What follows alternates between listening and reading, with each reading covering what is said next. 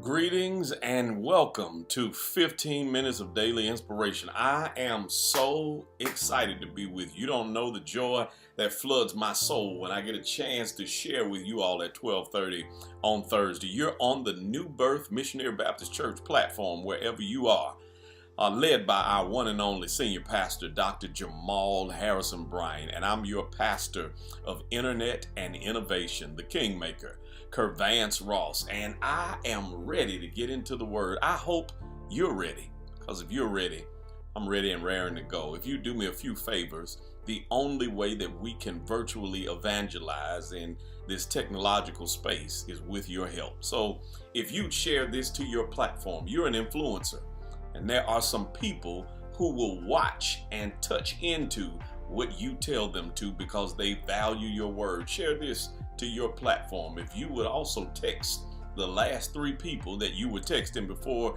you tuned in with me, and let them know by putting that link in the text message that it's time to be inspired. And more importantly, if you would engage, I need your comments, I need your thumbs up, I need your hearts, I need your interaction, because this virtual space gives us an opportunity to engage on a level like none other. I'm ready to get into the Word. You know, I've been in a series, and today is the last installment of our series when we've been focused on wealth and financial empowerment. And for the last 3 segments, I've talked about investing in your ideas. We talked about in our first segment that you were to invest in the idea that you were worth it. Second time we got into this, we talked about investing in the idea that your purpose is worth it. And then the last time I was with you, you were investing in the idea that your ingenuity is necessary. But today, the last installment, we're talking about investing in the idea that you are valuable enough to be blessed. I just said a mouthful. I want you to invest in the idea that you are valuable enough to be blessed. And with that, I want to get right into this word. I want to get right into this message. I am coming to you from the book of Joel, and I want you to go to Joel chapter 2, and I'm starting at verse 25 in the King James Version. Joel chapter 2, starting at verse 25, and it reads, "And I will restore to you the years that the locust hath eaten, the cankerworm, and the caterpillar, and the palmer worm, my great army which I sent among you. Said, I will restore to you the years that the locust hath eaten, the cankerworm, and the caterpillar, and the palmer worm, my great army which I sent among you." For this last installment, I am literally talking from the subject, I got more than I bargained for. I got more than I bargained for. Type that on the screen. I got more than I bargained for. It's not just a title, it's a proclamation. Because I believe and I proclaim as a man of God that you are going to get more than you're bargaining for. Everything that you deserve is coming your way. The idea that you're valuable enough to be blessed is a real circumstance, and we need to embrace the fact that I'm going to get more than I bargained for. Saints and friends, ladies and gentlemen, I have to be honest with you. I just recently realized that I had become comfortable with struggle. It's a hard reality for me to embrace when I realized that based off of where I had come from, growing up in the inner city, growing up in the hood here in Atlanta, I had always been working hard to prove myself. I knew that I had some innate natural abilities and that God had blessed me with some unusual gifts. And because of that, I was able to supersede and stand out even as a child. But I always had to work for it. I was the smallest guy in the neighborhood. I had to work for it. I was smart, but I knew based off of my circumstance, my situation, and my background that I always had to work for it. I had gifts as a musician and as a drummer, and I always had to work to be the best. It was innate that I had these qualities, but it required that I worked for it. Even when I got into college, I had to work prove that I was supposed to be on the dean's list. I had to work to prove that I was supposed to have the scholarship that I had. I had to work to prove who I was in certain situations and areas where everybody else had questions. And I know I'm not the only one who is viewing that has come into a situation that based off of your zip code, your area code, or your family dynamic that you've always had to work for. You've had to struggle. You've struggled all your life and you've put your hard work in. You've put your head down and never gave up on your grind. And although you've accomplished much, it all came about because you had to work for it. You had to struggle. You had to strain to make it happen. And I want to encourage you, your struggle is not in vain. Your struggle is not unnecessary. It is not being overlooked. God has designed some things in your life to be developed because you struggled through it. As I started going through corporate America, it was frustrating because I was putting all the work in and employing all of the skills and the attributes that I had learned from the inner city, learned from having a strong single parent mother, learned from my grandmother and my great grandmother, learned from my environment. And as I started to employ these tools, when I got into corporate America, even though I was working hard and accomplishing stuff, it seemed like people were surpassing me that weren't working as hard as I was. I got to the point where I'm sitting there going, what good is it to work this hard and other people are going to be promoted? What good is it to work this hard and people who work less than I work are doing more? And I believe that I'm not the only one that can testify. You've gotten frustrated where you are, realizing that you're working double time, you're reading harder, that you're going to school to better yourself. You are trying to obtain all of the knowledge. You're staying up late to get up early and do more so that you can succeed and go further. And it looks like folk that don't even work that hard are being promoted. You scratching your head, eating Wonder Bread, trying to figure out why is it, how is it, could it be that I am working too hard? Because it seems like they are working callously, they are working casually, and their casual work is being rewarded. Why is it, God, that I am trying to do right by my husband? I'm trying to do right by my wife. I'm trying to do right by my boyfriend. And it seems as though the folk that play on their mates, that don't even care that much, don't love that hard, are being rewarded with good looking people. And I can't figure it out. Lord, why is it that I'm working so hard and other people who don't work twice as hard get promoted twice as fast? And I know I'm starting off letting you engage in the reality that many of us don't like talking about in the church, but we have a thought process that says, why is it that God rewards seemingly mediocrity? I'm trying, but it looks like I am investing, I am saving, and it's got going into a bag with a hole in it. I can't figure this thing out, but it seems like I am not getting the benefit of all of my blessings. I'm not getting the benefit of all of my sacrifices. I'm not getting the benefit of all of my hard work. And why should I work so hard when other people don't work hard enough? And I hear you out there. It's hard for me to get beyond struggle because I've struggled and strained, and I had to work twice as hard to be twice as good.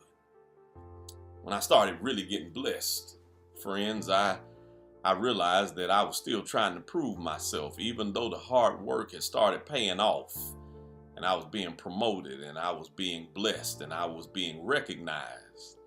I realized that I had, much like Alice Walker, become comfortable in the temple of my familiar as I become comfortable with struggle.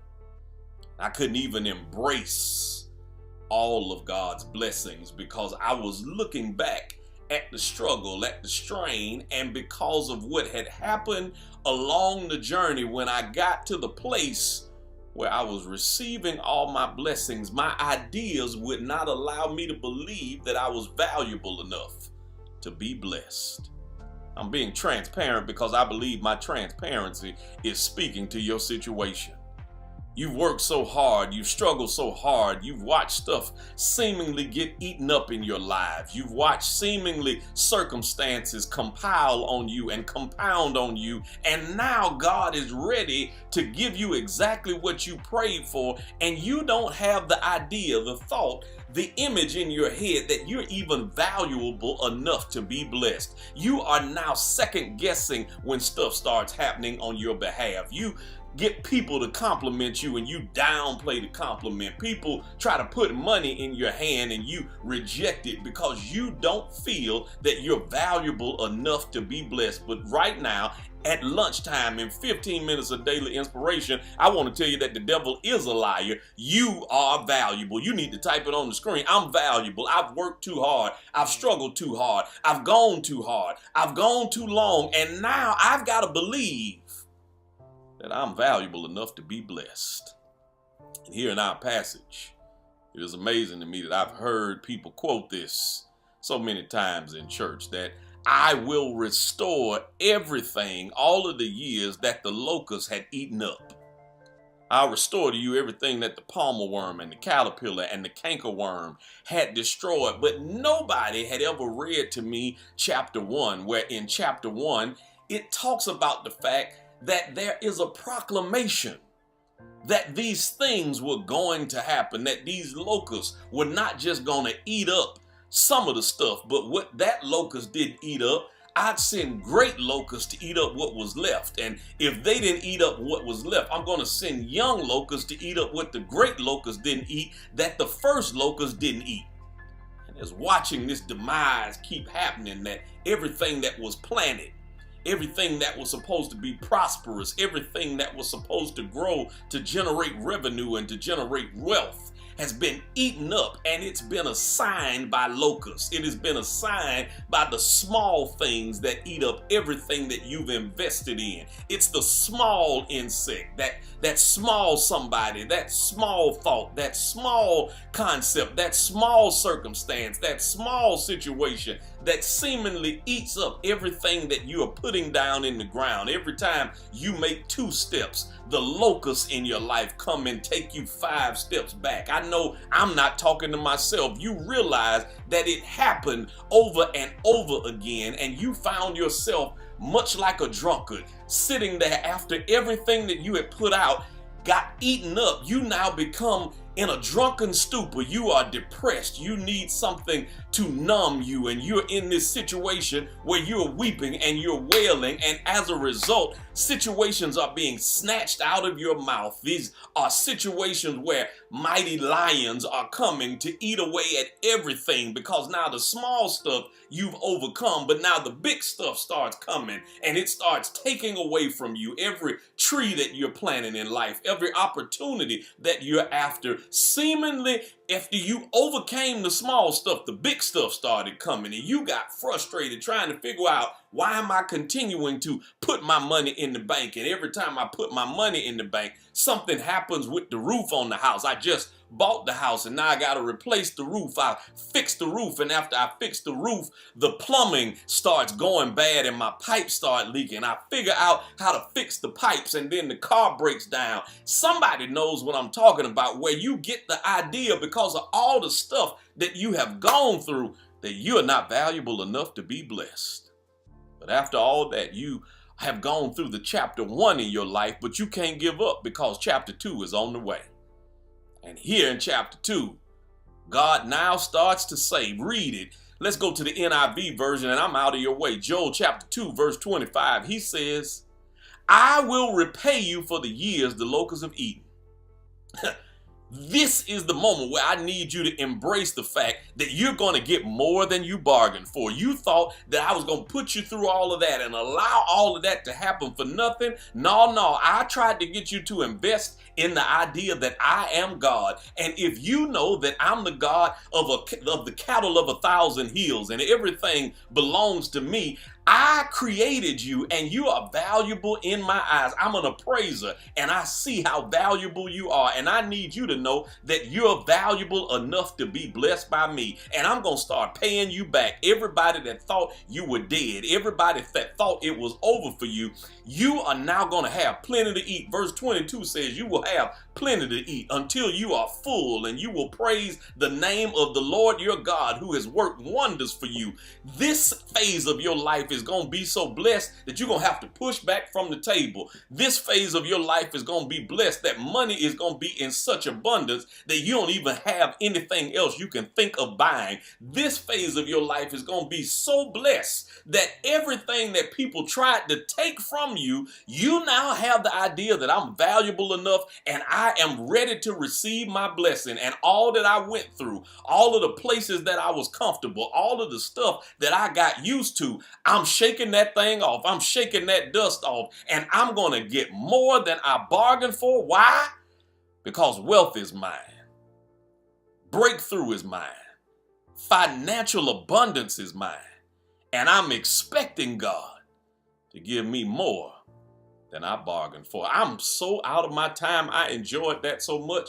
I bless God for the message that he's given me. And I'm praying for you to get uncomfortable with the fact that you are not enough, but embrace the reality that you are valuable enough to be blessed, and you are getting ready to get more than you bargained for. I speak it over your life. This week, you're going to get more than you bargained for. You're going to get checks in the mail that you didn't bargain for. You're going to get loans that were ready to be paid back that you're going to see canceled and paid off in full, and you didn't even have to pay the bill. Your health is going to be 100 for the rest of your life. No more emergency room visits, no slip and falls, no freak accidents. You're going to get more than you bargained for. And if you believe that, put your money where your mouth is. I believe that you ought to put a praise on it through allowing yourself to sow a seed that God, I believe that you are good ground, and this place called New Birth is the place that I can invest because I'm getting more than I bargained for. The prompts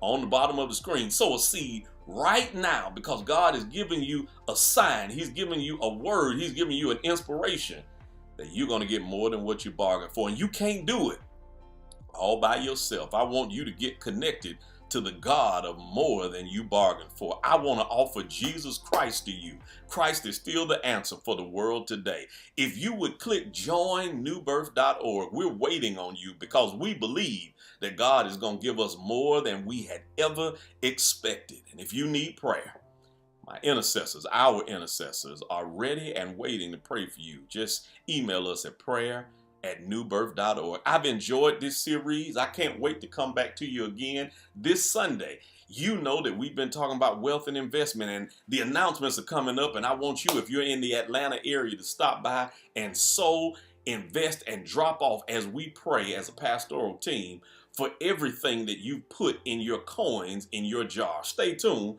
These announcements are just for you. I love you, and there is absolutely nothing you can do about it. Have a drama-free, virus-free remainder of the day. I'll see you when I see you. Stay tuned. We've got more announcements just for you. Peace. Hey, New Birth. It's time for your video announcements. We have partnered with Uber to get more transportation options to our community. To help, Uber is offering $1,000 in new driver earnings for all of those who sign up using our unique web link. Please visit the link to sign up today. Join the Book of the Month virtual book club meeting on Tuesday, May 25th at 6 p.m. for a discussion on this month's book, Raising Kingdom Kids by Tony Evans. Please visit wearenewbirth.org for the Zoom link. Also, please visit our Call to Conquer bookstore for Father's Day and graduation gifts. Join us online for our Emerging Generations Takeover on Sunday, May 30th at 9:30 a.m. Special guests include Willie Moore Jr., Elise, and Miles Caton. Emerging Generations has planned an unforgettable worship encounter, and you don't want to miss out on this exciting youth celebration. Text EG Connect to 71441 to stay up on EG activities. Our King's Table is here to serve you on Saturdays. If you or anyone you know needs free groceries, please invite them to pull up between 10 a.m. and 12 p.m. Are you a graduating high school senior or college student completing an undergraduate or graduate program? We want to celebrate you during our graduation pull-up service on Sunday, June 13th at 9:30 a.m. on our campus. Show your school spirit by wearing your cap and gown. Invite your family and your friends, and let's celebrate together. Registration is required. Please register at wearenewbirth.org. Do you have a kindergarten, grade school, or middle school student moving on to the next grade? We want to celebrate your student during our graduation pull-up service on Sunday, June 13th. Please send your child's photo for a special presentation during our pull-up service. Please visit wearenewbirth.org for more information. Please join us online for our summer revival on Tuesday, June 22nd through Thursday, June 24th, nightly at 7:30 p.m. Our invited guests include Bishop Darren Moore, Apostle Suzette Messiah, and Bishop Drew Sheard, with special musical guests J.J. Harrison, Karen Sheard, and more. Don't miss this amazing recovery revival. New Birth, please save the date for Sunday, June 20th at 9:30 a.m. for our Father's Day and Juneteenth celebration at Centennial Park. And that's it for your video announcement.